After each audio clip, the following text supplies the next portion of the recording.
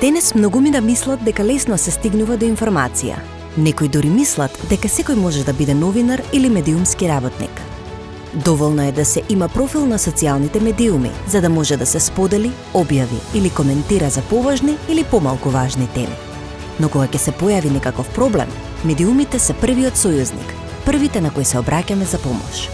И тоа е позитивен знак, бидејќи упатува на фактот дека новинарството е сериозна професија, занает кој бара знаење, посветеност и често носи голем ризик.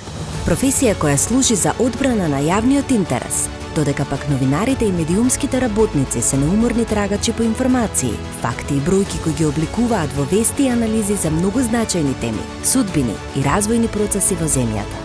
Новинарите и медиумските работници преку својата работа се гласот на јавноста, трагачи по решенија за проблемите на обичниот човек, гласот за подобро општество, за подобро утре. Во едно демократско општество, секој граѓанин има право на слобода на говор и право на пристап до информации, а токму новинарите и медиумските работници се символ на слободата на говорот и борба за правда во име на сите. Новинарите и медиумските работници се наши сојузници, а нашиот однос кон нив представува барометар со кој се мери квалитетот на демократијата во нашата земја.